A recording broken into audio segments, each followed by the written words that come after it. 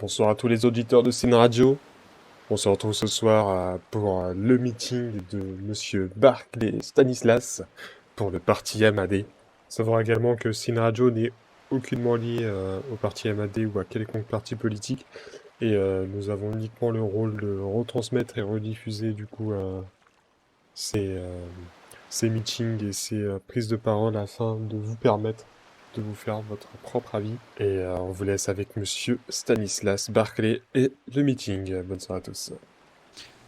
Je vois dans l'assemblée des hommes et des femmes que j'ai rencontrés là-bas et qui m'ont fait part de la détresse dans laquelle ils étaient durant cet épisode douloureux. Rendons une nouvelle fois hommage à ces hommes et ces femmes, à nos forces de l'ordre également, qui ont, sans relâche, combattu la barbarie de ces terroristes et qui ont osé se rebeller pour préserver notre État. L'État de San Andreas a été sauvé. Le drame de Paleto a été résolu, au prix, je le sais, de nombreuses souffrances et de nombreux sacrifices pour nos compatriotes, et nous ne devons pas l'oublier. Ces efforts n'auraient pu être conclus sans le soutien de toutes ces personnes, de notre gouvernement. Et c'est dire si reprendre la suite peut en sembler ardu et insurmontable. Et pourtant, je suis candidat. Cette candidature a été mûrement réfléchie. Elle a été décidée pendant ces événements. Nous avons retrouvé un État hérissé de barricades, une sécession auto-proclamée, des dizaines et des dizaines de personnes qui revendiquaient un État autonome au sein de notre île bien-aimée. Et l'une d'entre eux se présentait déjà comme nouveau gouverneur. Je ne veux pas que cela se reproduise.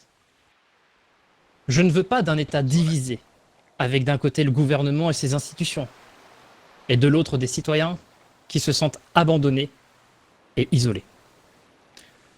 Je ne veux pas d'un État qui délaisse ses habitants, qui les voit s'enfoncer dans la misère, dans la drogue, et qui oublie tous ses devoirs. Et c'est pour cela que je me propose une politique d'ouverture et de dialogue. Une politique d'ouverture, cela veut dire un gouvernement reposant sur une majorité large, étendue à tous ceux qui acceptent nos principes, nos institutions et nos devoirs. Et c'est pour cela que j'ai appelé auprès de moi, pour me conseiller, des personnes fortes, compétentes, honnêtes et intègres.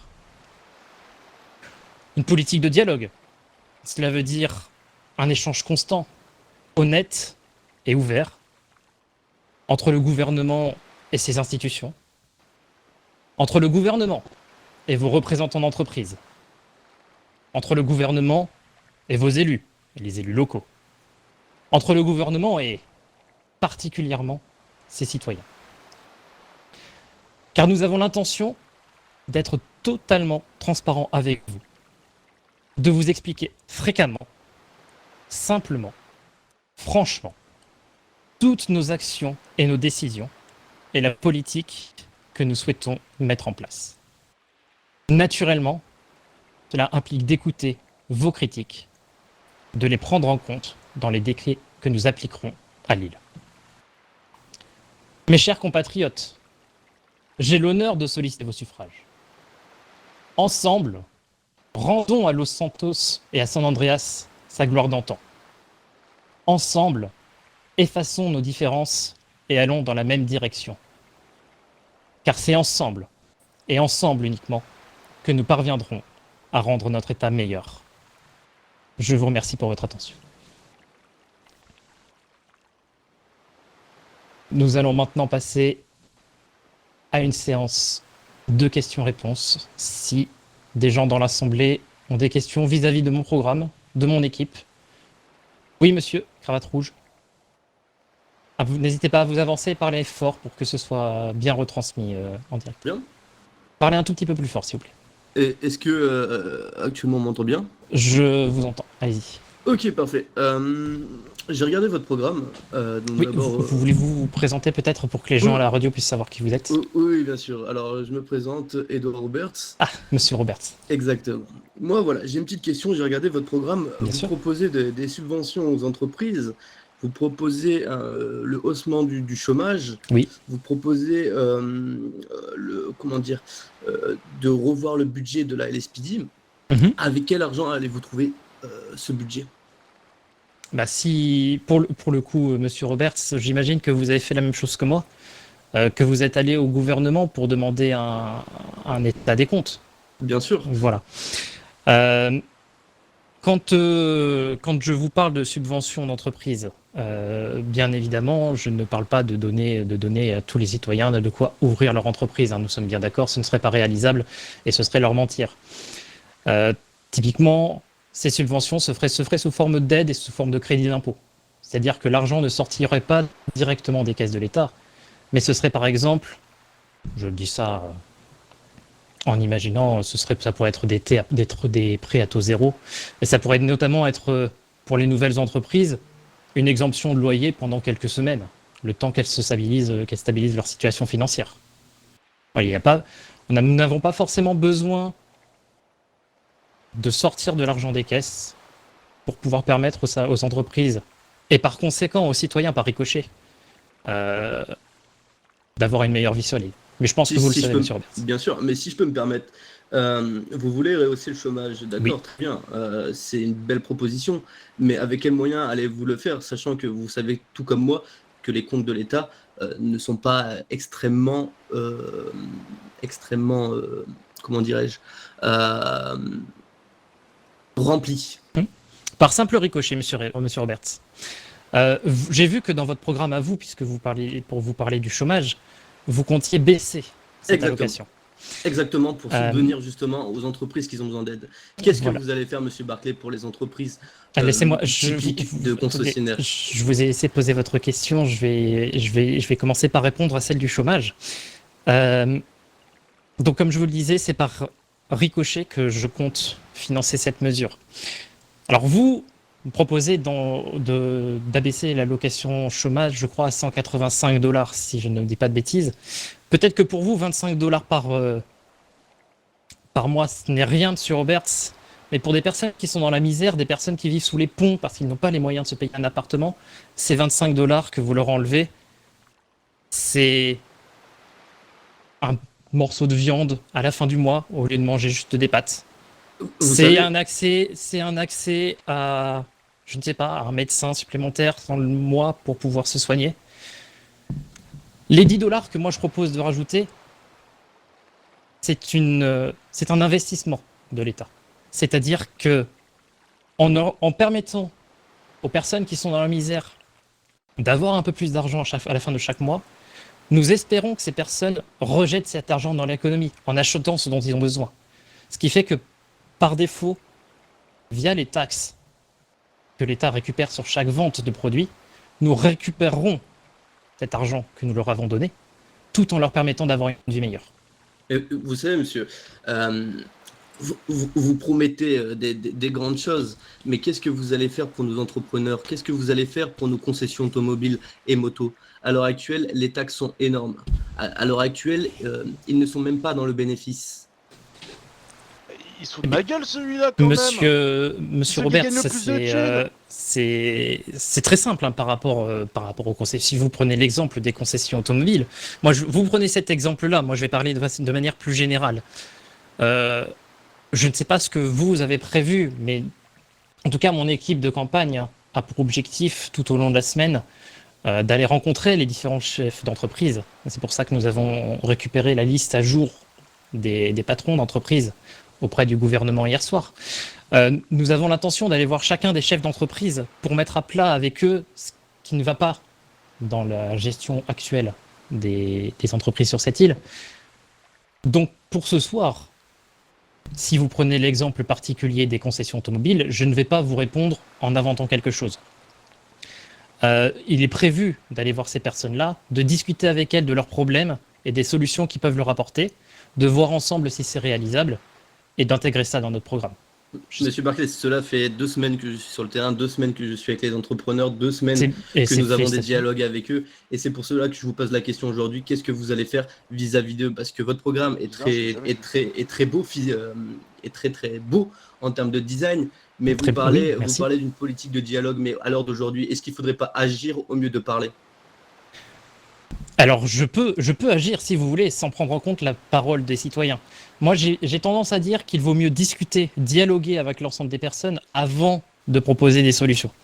Je ne sais pas si c'est votre manière à vous de fonctionner, Monsieur Roberts, mais je pense que de toute façon, nous verrons ça lors du débat si jamais vous acceptez de le réaliser ensemble. Mais en tout cas, notre manière à nous de fonctionner, c'est celle-ci. Le dialogue, la recherche de solutions, l'application de ces solutions. Pour l'instant, vous me demandez ce que je compte faire pour les entreprises. Je l'ai déjà signalé auparavant. Notamment, mon programme s'axe essentiellement sur la relance des entreprises. Mais bien évidemment, les entreprises actuelles ne seront pas oubliées. Et cela fera partie d'une table ronde avec mon secrétaire d'État aux entreprises qui est malheureusement absent ce soir. Et cette discussion, ce dialogue dont vous me parlez, il aura lieu, et il aura lieu bien évidemment pas le jour même de l'élection évidemment, mais le lendemain ou le surlendemain de notre accession au gouvernement. Très bien. Dans ce cas, je pense que j'ai assez parlé. Je pense qu'il faudra débattre de tout ça lors du débat Bien et sûr. non et non à votre meeting parce que ce n'est pas le lieu adéquat et je le respecte totalement. En tout cas, merci de m'avoir répondu. Merci à vous, monsieur Roberts, pour vos questions. Est-ce qu'une autre personne souhaite s'exprimer et poser une question? Oui, monsieur Poutou. Bonjour, n'hésitez pas à parler fort dans le micro Oui, pour que les gens vous oui, entendent. oui, pas de souci, pas de souci. C'était pour savoir, est-ce que vous allez faire quelque chose pour gens dehors sous pont? Alors oui, comme je vous l'ai dit lors de mon discours, aucun citoyen ne sera oublié. Déjà, les gens qui sont actuellement sous les ponts sont directement concernés par la réforme du chômage dont je parlais juste avant. Donc, bien évidemment, je sais que ce ne sera pas suffisant. L'État n'oubliera pas ces personnes-là.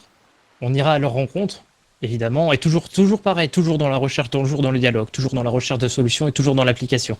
D'accord. Je crois savoir en ville qu'il y a des logements vacants. Pourquoi pas proposer à ces personnes, à voir si cela est faisable, évidemment, des loyers à prix modéré pour qu'ils puissent s'abriter des intempéries et du froid extérieur. Ça peut être un exemple. Mais bien évidemment, ces personnes-là ne seront pas oubliées, monsieur Poutou. Au D'accord. contraire. Merci beaucoup. Merci. Vraiment. Très gentil. Je vous aime. Je vous en prie, monsieur Poutou. Des Merci bisous. pour votre intervention. Est-ce qu'une autre personne souhaite poser une question vis-à-vis de notre programme, de notre équipe? Oui, monsieur au fond, avec le béret gris. Oui, n'hésitez pas à parler fort dans le micro. Bon. Oui, je pense que c'est Ok. bon, monsieur Thompson, merci. Qu'allez-vous faire contre les malandrins de cette ville? Qu'est-ce que vous question. entendez par malandrin? Moi, je sais pas, augmentation de. Je sais pas, malandrins quand la Par le ma- police. vous parlez de la délinquance. De en la fait. délinquance, c'est ça, Très- tout oui. à fait. Alors c'est une excellente question, hein, monsieur Thompson. Merci de l'avoir posée. Ah oui. Ce point-là a également été évoqué dans notre programme, mais en effet, la sécurité sur San Andreas est une véritable problématique. C'est quelque chose qui est insupportable, hein. C'est d'ailleurs une des principales causes, je pense, en tout cas j'en suis intimement convaincu, de l'insurrection qui a eu lieu au niveau de Paleto. Le premier point que nous allons mettre en place, et nous avons déjà commencé à le faire avec le commandement du LSPD, c'est évidemment encore et toujours cette histoire de table ronde et de dialogue pour identifier les points bloquants dans leur service qui les empêchent de mettre en place cette politique de répression de la délinquance qu'il est nécessaire d'appliquer. Ça implique ce que me disait monsieur Roberts tout à l'heure, qui est un deuxième point de mon programme, de revoir le budget qui leur est alloué, parce que c'est probablement un des points bloquants de leur système. Le manque de matériel, parce que je ne pense pas qu'au niveau humain, les personnes qui soient au LSPD soient de mauvaises personnes. On l'a très bien vu, encore une fois, lors de l'insurrection de Paleto. Ces personnes-là n'hésitent pas à mettre en péril leur propre vie et leur propre intégrité physique au service de leurs citoyens. Donc je ne pense pas que le problème de l'insécurité soit un problème humain. Le problème de l'insécurité et de la délinquance donc vient probablement du problème de manque de moyens du LSPD, mais encore une fois, de la division qu'il y a au sein de notre île. Et encore, ce sont probablement des personnes qui ne se sentent pas écoutées, qui se sentent isolées et qui se sentent perdues au sein de notre société. Et face à ces personnes-là, nous pouvons mettre en place toutes les politiques de répression que nous le souhaitons, ça n'améliorera pas la situation. Et c'est vers ces personnes-là que nous devons nous ouvrir, avec qui nous devons dialoguer, avec qui nous devons travailler, j'irais même jusqu'à dire travailler, pour œuvrer à réduire la délinquance dans les quartiers. Petite question aussi, par rapport au code pénal, vous allez le changer ou pas? Qu'est-ce que vous entendez par changer le code pénal? Code pénal, les amendes, le temps en prison, ou en cellule, etc., etc. Le code pénal. Je vous avoue que c'est pas je n'ai pas l'intention de modifier le système qui est en place actuellement au niveau des amendes, au niveau du temps passé en cellule. Je ne pense pas que ce soit nécessaire, puisque comme je vous dis, ce n'est pas forcément vers ce quoi nous nous appuyons. C'est pas vers quoi nous allons plutôt, excusez-moi. D'accord. Encore une fois, notre objectif, la répression, c'est bien, le dialogue c'est mieux. Ok, donc on va dialoguer. Très bien, ok, bah ça me va. Ok, Merci à c'est vous. tout pour moi. Merci à vous, monsieur Thompson. Oui, monsieur. Et bonsoir, je suis Monsieur Bonsoir. Silas, actuellement secrétaire d'État à la sécurité intérieure. J'avais Monsieur deux Silas. points sur sur le sujet de la sécurité intérieure, en effet. Bien sûr. Je trouvais la rencontre LSPD citoyen très bonne pour permettre un peu plus de proximité. Je vais être franc, c'est ce qu'on essaye de faire le plus durant notre mandat. Mhm. J'avais des questions sur mise à jour du budget alloué. Vous jugez qu'actuellement le budget LSPD est trop faible, c'est ça? Je n'ai pas dit ça. D'accord. Même si je le pense. Mais je pense, puisque comme je vous dis, je pense, comme je l'ai expliqué juste avant, je ne pense pas que ce soit un problème humain, mais un problème de moyens. Donc, mais Je c'est suis encore d'accord une avec fois. vous là-dessus. Je tenais juste à dire qu'actuellement, le plus gros budget de l'État, de loin, est le budget à la sécurité. C'est excellent pour notre île. Après, est-ce que le plus gros projet veut dire budget suffisant? Ce n'est pas sûr. Mais en tout cas, c'est un point sur lequel de l'argent ailleurs, du coup. C'est un point sur lequel nous allons travailler, évidemment. Et comme je vous dis, nous pensons que par le ruissellement, l'État récupérera certaines taxes via l'augmentation des salaires, via le développement Il n'y a d'entreprises. actuellement aucune taxe sur les salaires. Vous voulez mettre en place une taxe sur les salaires, du coup? Je n'ai pas parlé de taxes sur les salaires. Mais avec l'augmentation des salaires, nous misons sur une réinjection de cet argent dans l'économie. Et donc, via les taxes qui sont proposées sur les produits que les gens achètent dans les différents magasins, l'État récupérera de l'argent. Nous espérons également récupérer de l'argent en aidant au développement de nouvelles entreprises. Puisque bien évidemment, qui dit nouvelles entreprises, dit nouveaux services, dit nouveaux produits, dit nouvelles offres proposées aux citoyens, et donc, par effet de roulement, de l'argent qui rentre via l'achat de ces produits et de ces services par les citoyens. Oui, tout à fait, Voilà. je comprends. Pour être clair également avec monsieur, je ne suis pas juge ni candidat, vous savez très bien qu'on se présente pas ni rien. Pour être clair, je sais que monsieur Roberts en a parlé tout à l'heure. Actuellement, il n'y a qu'une taxe sur notre EDA qui est la TVA. Point. Oui. Voilà. En C'était effet. juste pour faire une mise au point J'en différentes suis, interventions publiques de vos deux partis. J'en suis pleinement conscient. Et c'est pour ça que je n'ai pas parlé d'autres taxes dans mon discours ou dans mon programme. Le renforcement du contrôle de l'État sur son territoire afin de réduire la délinquance, je voulais savoir exactement qu'est-ce que ça englobait. Ah, Nous visons tout ça, mais... Oui, c'est un tout, monsieur Silas. Comme je vous ai parlé de politique de répression, ça fait partie du renforcement du contrôle de l'État. Je vous ai parlé d'ouverture et de dialogue, cela fait partie du renforcement du contrôle de l'État sur son territoire. Ce sont diverses mesures qui, assemblées, mises à bout les unes aux autres, permettront de réduire la délinquance et, par défaut, de renforcer notre contrôle sur l'État pour éviter que malheureusement le genre de soucis comme nous avons eu à Paleto ne puisse se reproduire. Donc, pour être franc, continuer sur la ligne directive qui est de notre gouvernement, parce que c'est ce que nous avions mis en place par le passé. Et c'était. Tout à fait, non.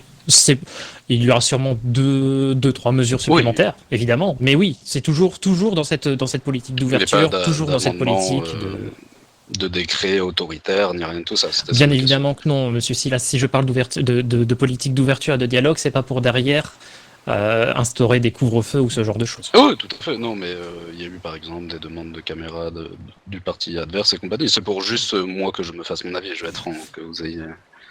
Qu'est-ce que vous appelez fin de la punité criminelle ? C'est tout simplement ce point-là est en lien direct avec le point suivant, qui est le financement d'études de droit. En fait, je sais que certains individus arrêtés, jugés, replongent dans la délinquance derrière. On est d'accord. L'objectif est que ces individus-là, par la suite, au lieu de retourner à une vie de délinquant et à refaire ce pourquoi ils ont été arrêtés, que ces individus-là reviennent dans le droit chemin.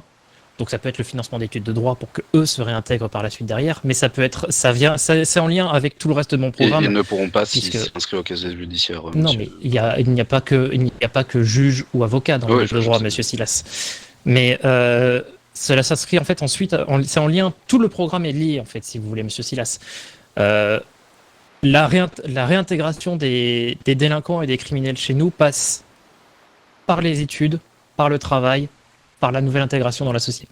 Donc c'est en lien avec le programme des entreprises, c'est en lien avec le programme de la santé, c'est en lien avec le programme social. Toutes nos mesures ensemble permettront de réduire cette impunité criminelle jusqu'à l'anéantir totalement. D'accord. Et actuellement, jugez-vous, comme on parlait du code pénal et code de procédure pénale, les peines justifiées ou du moins assez lourdes pour faire comprendre à ces fameux criminels que ce qu'ils ont fait était mal. Parce que je vais vous donner un exemple. Certains nous expliquent que, clairement, dont des membres de Paleto, nous ont dit que les peines par le passé étaient tellement légères que c'était compliqué pour eux de subir ça comme étant une peine. Je vais vous le dire franchement, monsieur Silas, je ne suis pas juriste. Le domaine du droit, et c'est pour ça que j'ai des conseillers qui sont, avec moi. Pour monsieur Hegel, voilà.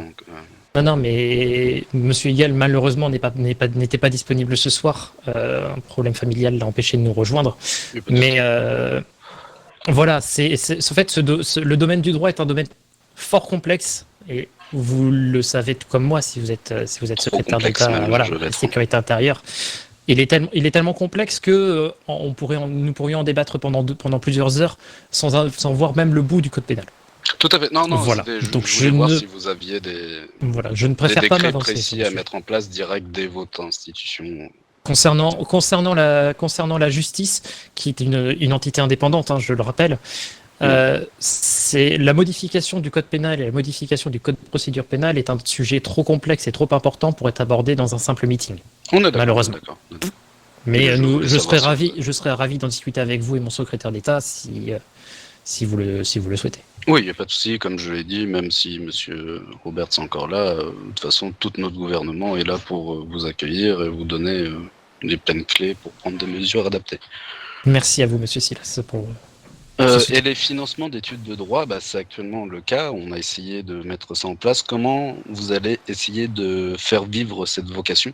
Parce que actuellement, c'est ce qu'on s'est torturé à faire pendant 1 mois et demi. Nous avons réussi à, pas détourner, mais renvoyer des agents du gouvernement directement au Doge pour être embauchés. Mais il est actuellement très très difficile de trouver des gens qui ont cette vocation. typiquement les jeunes défavorisés qui se sentent un peu oubliés par la société. Moi, j'ai l'intention d'aller voir ces personnes. Alors, comme je dis, le financement d'études de droit, ça a été quelque chose qui a été mis sur le programme dans la sécurité intérieure, mais ça fait partie du programme social. Et bien évidemment, nous n'allons pas forcer les gens à aller vers le droit si c'est un domaine qui ne les intéresse absolument pas. Ce que je compte faire, ce que je compte réaliser au niveau de mon gouvernement, c'est des réunions d'information, peut-être, avec des professionnels de chaque domaine d'activité, pour ces fameux jeunes qui sont actuellement déscolarisés et qui se retrouvent à traîner dans les rues, à vendre un peu de drogue à droite, un peu de drogue à gauche pour subvenir à leurs besoins, pour déclencher de nouvelles vocations. Le droit en fait partie. Donc, au nom du gouvernement, parce que je vais être franc, nous avions mis en place des associations de jeunes, des maisons Oui. des jeunes et compagnie, pour faire se lier, nous, de notre côté. Et malheureusement, c'est un échec, hein, on l'avoue, par rapport justement à ce manque d'implication de la part de ces associations. Donc vous, ça serait vous directement, c'est ça? Ce serait si une association souhaite le réaliser, à ce moment-là, oui, l'État soutiendra cette association, sans hésitation.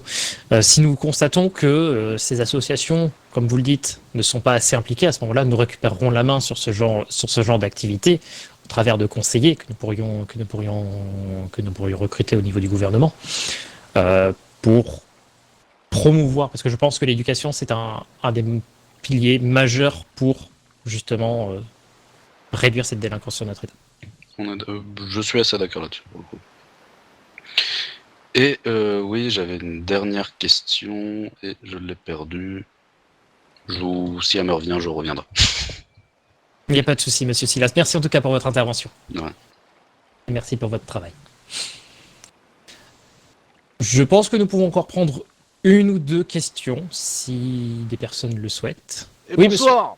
Bonsoir, Enchanté, Kendrick Hartley, propriétaire du Beniz. monsieur. Je vais pas vous mentir, le programme, tout ce qui est sécurité intérieure, blablabla, j'en ai rien à carrer. Moi, ce qui m'intéresse, ça va être surtout le côté événementiel entreprise, parce que je vais pas vous mentir, actuellement, dans cette ville, on se fait chier des fois. Y a rien à foutre. Et quand j'entends l'autre désaxé parler justement des concessionnaires, comme quoi ils sont trop taxés, alors quand même qu'on compte, monsieur Denis Park Sector, gérant du Sunrise, comme une des plus grosses fortunes de la ville, je me demande vraiment si elle a commencé à poser les bonnes questions. Moi, ce que j'aimerais, c'est tout simplement qu'il y ait plus d'événements en ville et de l'aide pour l'événementiel. Actuellement, bon, il y en a, mais bon, on va dire que c'est aussi que ça. Ce serait bien que le gouvernement commence à se bouger peut-être un petit peu le cul pour vraiment commencer à organiser des choses aussi, à proposer des choses. Parce que bon, c'est vrai que celui-là, il a fait un effort, mais jusqu'à maintenant, on a eu les fêtes de Noël où on a eu 2-3 trucs. Mais là, honnêtement, je me fais chier. Hein. Je sais pas ce qu'ils en pensent là, mais les autres, mais je me fais chier. Bah, monsieur, je peux juste répondre juste à ça, parce qu'il y a eu une attaque contre notre gouvernement. Avancez-vous, monsieur Silas, et je répondrai à sa question après. Je disais, nous avons mis en place une semaine entière d'événements, monsieur Marquet, je ne sais pas si vous vous rappelez. Et malheureusement, les citoyens ont répondu présents à de nombreuses reprises, mais en fonction des jours de la semaine, ce n'était pas le cas. Ce qu'il faut aussi comprendre, c'est que ces derniers mois, il y a eu un gros bouleversement sécuritaire et qu'il était impossible de faire de l'événementiel sous le DEFCON. Je comprends, mais bon, 4 jours d'événement sur tout un mandat, je trouve ça assez léger, moi, perso. Ah ouais. Merci Bref, pour tout ça pour votre dire. réponse, monsieur Silas. Par rapport aux entreprises, donc, c'est bien de dire commencer à aider les entrepreneuriats, toutes les entreprises et tout ça. Maintenant, il faut commencer à proposer des choses concrètes, parce que là, on a des mots, c'est cool. Et vraiment, quelles sont vos actions précises?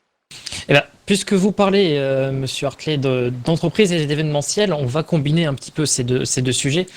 Je ne sais pas si vous avez eu l'occasion de lire notre programme dans notre partie, mais bien évidemment que une ville sans fête, une ville sans événement, c'est une ville qui se meurt. Ça devient une ville dortoir dans laquelle nous n'allons que dormir, travailler, boulot, métro, dodo. C'est pas l'objectif de notre gouvernement. Donc bien évidemment, on va organiser en partenariat. Je ne sais pas ce qui se passe dans l'assemblée là. Excusez-moi. Tout va bien? Oui, Oui, ça va aller. D'accord, merci. Excusez-moi, hein, excusez-moi, monsieur Hartley. Je vais reprendre ma Je réponse. vous en prie. Bien évidemment, en partenariat du coup entre les différents pôles de notre gouvernement, donc notamment entre l'événement et les entreprises, euh, nous avons l'objectif de proposer des événements avec donc les entreprises qui se rendraient sur place pour proposer leurs services. Je crois que Monsieur Muschelli chez nous est quelqu'un assez fanatique de mécanique, donc c'est un domaine qui vous intéresse. Étant donné que vous Propriétaire de travaillez, voilà, l'hippodrome et au gérant du Bénize. Bénize, effectivement. Voilà, c'est un domaine. Donc je sais que il avait dans l'idée, par exemple, je vous donne un exemple comme ça. C'est un point qui peut sembler assez classique, mais l'organisation de rallye. Je sais que ça s'est fait sur cette île, que c'était plutôt agréable et plutôt apprécié par les habitants, et je ne sais pas pourquoi ça s'est arrêté. Voilà, ça peut être ce genre d'événement, mais en tout cas, oui, en effet, nous avons l'intention d'organiser des événements au sein des entreprises, en partenariat avec les entreprises, et de les impliquer dans chacun de nos événements. Après, l'État n'est pas seul décisionnaire des événements. Les entreprises privées peuvent les organiser, et nous souhaitons soutenir ça. Et c'est pour cela qu'une entreprise qui viendrait avec un événement, un plan d'événement qui est carré, qui est précis, pourrait se voir obtenir une subvention. J'entends déjà les gens qui vont me demander, mais d'où vous sortez l'argent? Et encore une fois, dans ces événements-là, les gens dépensent de l'argent pour acheter des produits et des services. Et donc, nous récupérerions cet argent, l'argent que nous donnerions aux entreprises pour les subventions via l'utilisation des taxes. Donc, pas d'inquiétude à avoir sur le fond de ces subventions. Mais voilà, monsieur Hartley, je ne sais pas si cela peut répondre à votre question et à votre inquiétude quant à la vie dans cette ville et à son plan social. Ouais, pour le coup, ça m'intéresse parce que bon, j'entends beaucoup parler blablabla, blablabla, mais bon. Enfin, moi, jusqu'à maintenant, j'ai pas non plus entendu beaucoup de choses concrètes.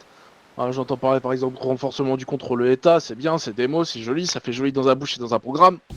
Mais derrière, voilà, est-ce qu'il y a des mesures concrètes? Est-ce qu'il y a des choses précises qui vont être mises en place? Parce que c'est... J'ai l'impression que les politiques aiment beaucoup s'entendre parler, mais bon, est-ce que derrière, ils vont proposer quelque chose? Ah, tout à fait, monsieur Hartley, c'est vrai que vous avez raison, nous autres politiques, nous parlons beaucoup. Ce qui nous différencie, nous, au mouvement pour une alternative démocrate, c'est que derrière les mots, il y aura des actes. Et si je devais aller un petit peu plus loin dans notre programme, hein, notamment sur les entreprises, c'est malheureusement un point qui va peut-être moins vous intéresser puisque vous travaillez au sud, mais le nord est actuellement très vide, vous le conviendrez tous, notamment et malheureusement peut-être à cause de ce qui s'est passé sur Paleto. Nous souhaitons redynamiser le nord, hein. C'est clair. On ne peut pas laisser des personnes à Paleto devoir prendre leur voiture tous les matins, faire 45 minutes de route le matin, en prenant l'autoroute, en payant le péage, pour être obligé d'aller travailler.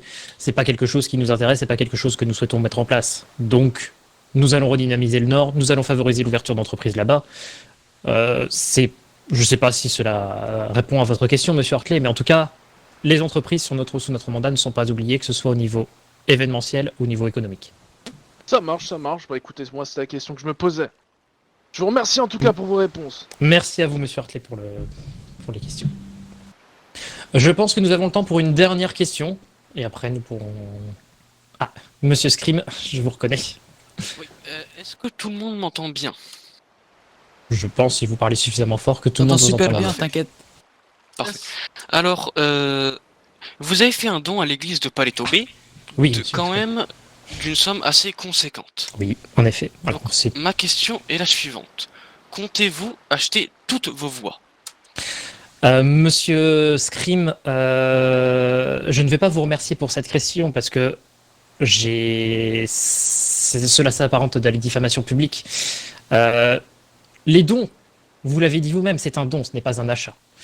Le don que nous avons fait à l'église de Paleto n'est pas un don réalisé d'ailleurs au nom du mouvement, puisque c'est monsieur Van der Cassafolt, ici présent, qui a réalisé ce don après avoir échangé avec les différentes personnes sur place, et notamment avec le pasteur, c'était le pasteur Ricardo, je crois de mémoire. Corrigez-moi si je me trompe, professeur. Ce don qui a pu être, en effet, et je l'entends, qui a pu être pris comme, comme un argument de campagne. Je n'avais pas l'intention d'en parler dans ce meeting. Preuve, s'il en est, que ce n'est pas un argument de campagne, mais bien un don totalement, j'ai envie de dire, pas désintéressé, mais c'est un don qui est nécessaire à la rénovation de l'église de Paletto, qui est nécessaire au paiement, tout simplement, des salariés et des personnes qui se trouvent actuellement dans la misère suite à un défaut de paiement de la part de l'église, à cause justement du montant nécessaire aux réparations de cette église. Au lieu de déclencher une polémique inutile, nous espérions plutôt que ce don rendu public développe de nouvelles vocations chez les citoyens de Los Santos et de San Andreas de manière générale, et incite ces personnes à aller réaliser à leur tour et à leur niveau un nouveau don pour aider à la restauration de cette église. Je pense que ça a été le cas, je l'espère en tout cas, sinon je me serais trompé. Mais en tout cas, notre intention n'était pas d'acheter ces voix, comme vous le dites, et au vu du message que l'Église a posté sur les réseaux sociaux, je pense que vous-même, vous pouvez comprendre que ces voix n'ont pas été achetées. Alors, je veux bien comprendre que vous fassiez un don, même ce qui est très honorable de votre part, mais alors, pourquoi vous vantez sur le Life Invader? Je viens exactement de répondre à cette question, et peut-être que vous ne m'avez pas écouté ou pas entendu, Monsieur Scream, ou que vous n'avez pas compris ce que je viens de dire.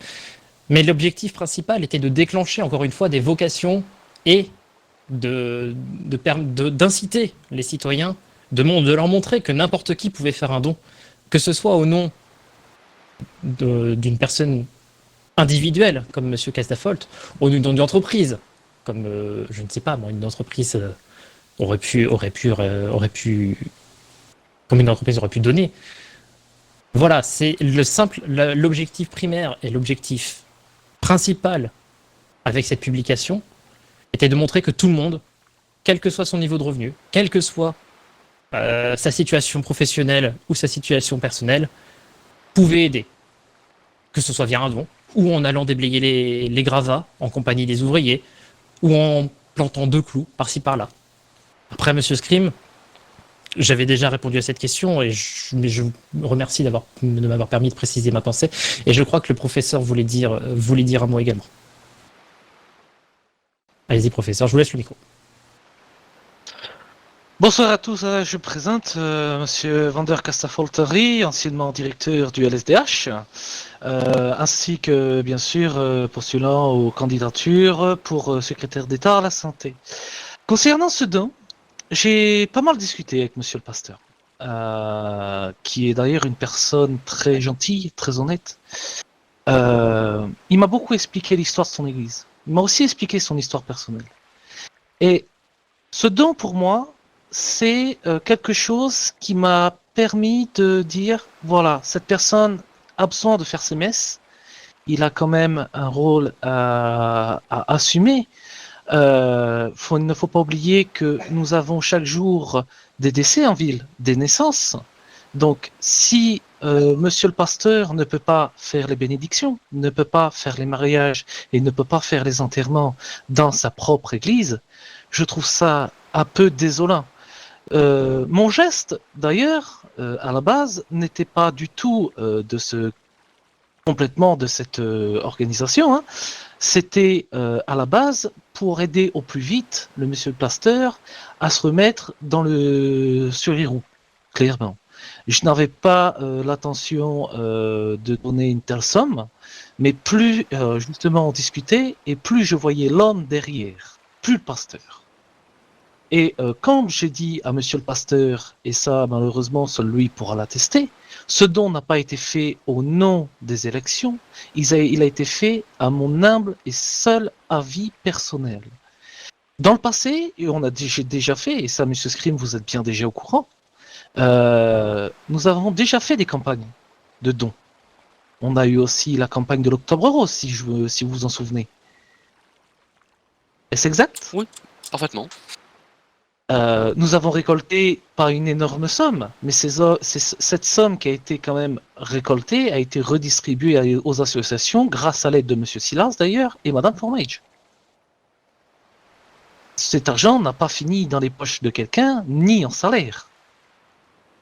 Donc c'est malheureux de voir que justement aider quelqu'un pour ça, ça me fait un peu mal au cœur quand même, hein, de aider et tendre la main à quelqu'un, depuis toutes les années où je pratique et aussi j'officie en tant que médecin, de dire que ces dons, cet argent, a servi à acheter vulgairement des voix.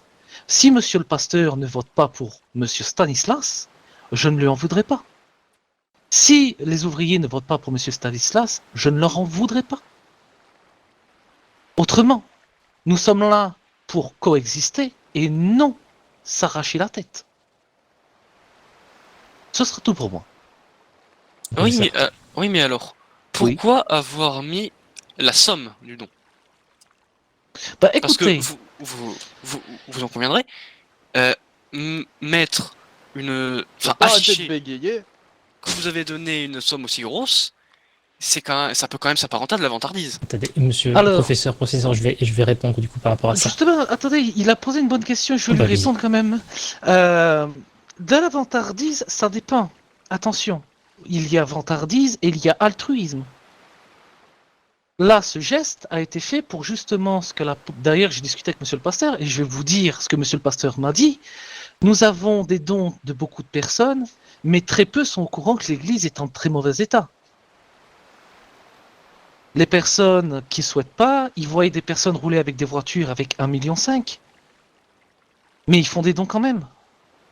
Même leur donner un petit pécule de $1, que ça soit $1, que ça soit 3 millions de dollars, que ça soit 150 000 $, la somme n'a pas d'importance. C'est le geste qui compte.